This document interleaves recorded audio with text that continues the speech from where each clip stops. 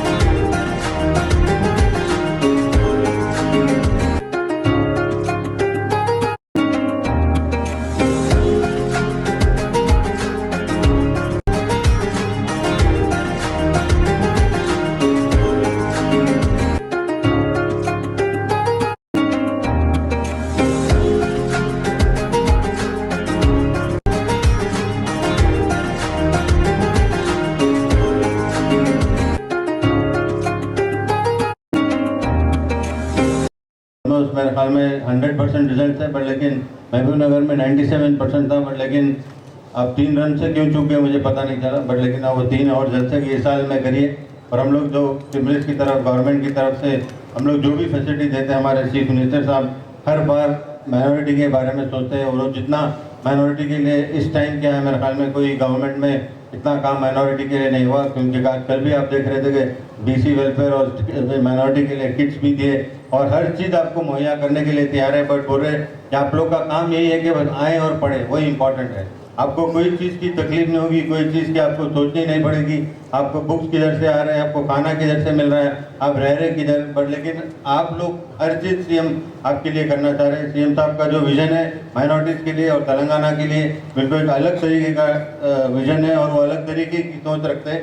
क्योंकि उनको जब चीफ मिनिस्टर बने उनकी एक ही सोच थी, वो हर बार यही कहते कि मैं जब चीफ मिनिस्टर बना हूँ, मेरे को यहाँ पे डेवलपमेंट करना है तेलंगाना में, चाहे वो कैसे भी करूँ, जितना भी मैं मेरी तरफ से पूरी कोशिश करके डेवलपमेंट करने की कोशिश करता हूँ। और जितने भी यहाँ पे लोग हैं, देखिए पढ़ाई करना बहुत इंपॉर्टेंट है। जब तक हिंदुस्तान में माइनॉरिटी, बीसी, एससी, एसटी जो जितने भी वेलफेयर है, उन लोग को अगर आप स्ट्रेंथन नहीं करेंगे तो कंट्री आगे बढ़ना बहुत मुश्किल होता है। जैसा कि फार्मर्स को अगर आप आगे नहीं बढ़ाएंगे तो कंट्री आगे बढ़ ही नहीं सकती। तो यही इसमें पढ़ाई में भी यही है, क्योंकि जितना भी पढ़ेंगे आप, पढ़ाई बहुत कम है। अगर आप पढ़ने के लिए चाइना भी जाना पड़ेगा तो आपको जाना पड़ेगा, क्योंकि पढ़ना बहुत इंपॉर्टेंट है। जो भी पढ़ेगा वो आगे बढ़ेगा। क्योंकि देखिए फॉर एग्जाम्पल मैं एक क्रिकेटर हूँ, मैं खेल सकता हूँ, मैं 20 या 22 साल से ज़्यादा नहीं खेल सकता हूँ। अब देखिए जो कलेक्टर मैडम है और जितने भी आए तो फिर तो ज़्यादा 30-40 ईयर्स काम कर सकते हैं।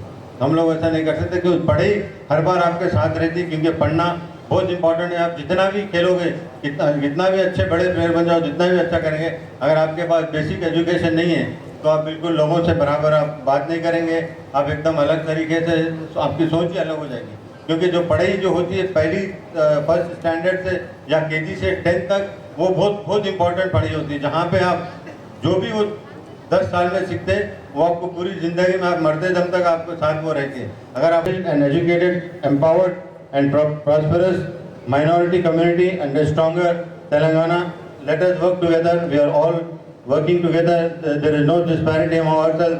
We have to really work very hard, and without hard work you cannot achieve anything. And especially if you have the skill, first identify the skill in you, because once you have the skill everything becomes easy. If you don't have the skill, like for example if I don't have a skill in football and I'm trying to play football, then I will not achieve anything. If I do something different, if I have good skill in playing badminton, then I will succeed in that. So please identify the skill and work hard and be committed to yourself. If you are committed, then everything will happen to you. Because I wish you the very best. I wish the institution the very best. And thank you very much for.